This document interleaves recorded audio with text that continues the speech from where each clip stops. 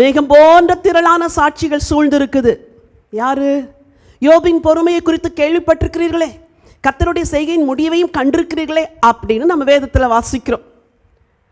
ஆபிரகாமின் பொறுமையை குறித்து கேள்விப்பட்டிருக்கிறீர்களே, 25 ஆண்டுகள் பொறுமையா இருந்தாரே, கண்டிருக்கிறீர்களே. தாவீதின் உபத்திரவத்தை குறித்து கேள்விப்பட்டிருக்கிறீர்களே. இவங்க எல்லாம் தான் நமக்கு மேகம் போன்ற திரளான சாட்சிகள். நீங்க ஒரு ஓட்டத்தை ஓடுறீங்க, அந்த ஓட்டம் விசுவாச ஓட்டம். நீங்க ஓடுறத ஒரு கூட்டம் பரலோகத்திலிருந்து பார்த்துட்டு இருக்கிறாங்க. அவங்க யாரு? மரித்த பரிசுத்தவான்கள். நம்முடைய ஆண்டவர் கூட பார்த்துட்டு இருக்கிறாரு. ஆண்டவர் உங்களுக்கு ஒரு ரேஸை ஃபிக்ஸ் பண்ணி வச்சிருக்கிறாரு. அது நீங்க மட்டும்தான் ஓடக்கூடிய ரேஸ். அந்த ஓட்டத்தை நீங்களை தவிர வேற யாரும் ஓட முடியாது. ஏன் ட்ராக்ல நீங்க ஓட முடியாது, உங்க ட்ராக்ல நான் ஓட முடியாது. அவங்களுக்கெல்லாம் ஏன் ஆண்டவரை இவ்வளோ கொஞ்சமாக கொடுத்தீங்க, எனக்கு ஏன் இவ்வளோ ரொம்ப பாடுகளை கொடுத்தீங்கன்னா அது உங்க ட்ராக்கு. அவங்களுக்கு கிடைக்கிற பரிசு கொஞ்சம் கிடைக்கும், உங்களுக்கு கிடைக்கிற பரிசு அதிகமாய் கிடைக்கும்.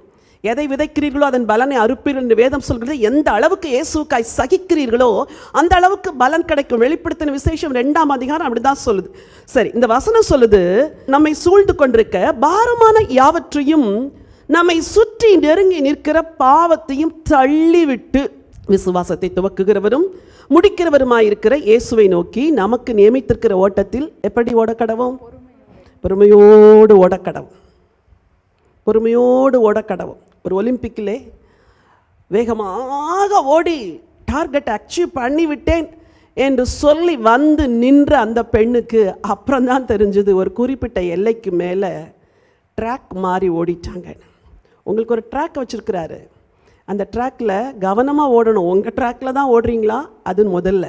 ரெண்டாவது, உங்களை சுற்றி சுற்றி வருதே பாவம், பொறுமை இழந்து பாவம் செஞ்சிடாதீங்க.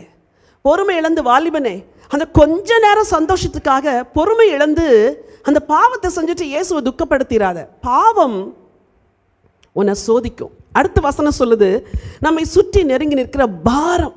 இன்னைக்கு அநேகர் ஏன் தற்கொலை செய்து கொள்றாங்க? புகழின் உச்சியில் இருக்கிற பலர் கூட தற்கொலை செய்வதன் காரணம் என்ன தெரியுமா? புகழெல்லாம் அடைஞ்ச பிறகு மனசுல வர்றது விரக்தி. அந்த விரக்திக்கு காரணம் அந்த வெற்றிடத்துல இயேசு இல்லாததுனால. அதனால என்ன செய்யறாங்க? கொஞ்சம் ஒரு நிமிஷம் பொறுமை இழந்தவுடன் வாழ்க்கையவே முடிச்சிடுறாங்க. ஆனால் உங்களுக்கு ஆண்டவர் சொல்லுகிறார், மகளே, என் அன்பு மகனே, நீ ஒரு ஓட்டப்பந்தயம் ஓடுகிறாய், நீ அதில் பொறுமையோடு தான் ஓட வேண்டும். பாவம் வந்து விட்டதால் கொஞ்சம் இடம் கொடுத்து பொறுமை இழந்து பாவத்தில் விழுந்துடாத. பாரம் வந்துட்டதுனால சகிக்கவே முடியலன்னு மனசு தளர்ந்துடாத. பொறுமையோடு ஓடு, உனக்கு நிச்சயமான ஒரு பரிசு உண்டு.